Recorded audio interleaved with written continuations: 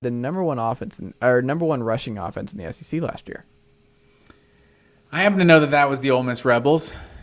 Who do you think was responsible for the Ole Miss? Because coming into last year, Matt Green, what was the talk? It was all about Zach Evans for sure. And it was not Zach Evans. It was the Quinshon show. And he was a wrecking ball. Week in, week out. Kentucky, it didn't matter who he was facing. Like, he was a dude. Matt Corral out of the building. Jackson Dart in.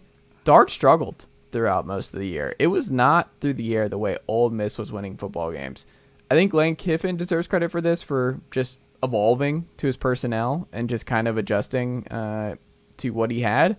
And I think it was just kind of an under-the-radar aspect that, like, Ole Miss was just like, yeah, we're just going to run down your throats. We're just going to use the two-headed monster. And it really ended up just being Quinshon as the lead guy there. But he was electric all year long, 1,500 yards, 7th, I think, in college football, 16 TDs, 5.7 yards per attempt, man. Like, he was dynamic all over the place. He was, I just think, an extremely underrated name.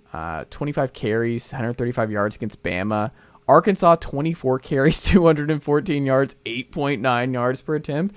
Like, this dude was sneaky amazing because there was so much talk about Jahmyr Gibbs, who was awesome, and a lot of hype coming in to the season for him coming over from Tech to Alabama. But it was actually Quinshon who I think was the underrated star of the West last year. He was first team All SEC, but I agree with you in terms of like just a fan, mainstream, just the way people talk about college football. Like, I don't think anyone would have guessed this guy had 1,500 yards and 16 touchdowns. Like, that's an absolute workhorse. Like, that's not Derrick Henry numbers, but at least Leonard Fournette type numbers. Yeah. Like, that's Nick Chubb, freshman Nick Chubb numbers or something. Yeah. He was a baller last year. Was he a true freshman last year? Yes. Yeah, so they got a few more years. It's a similar scenario too, because Zach Evans was definitely the one that was given all the talk about how dynamic their offense was going to be. For sure. Matt Green, most overrated player in the SEC West last year was who? Most overrated player last year, and I'm also going to say that going into this year.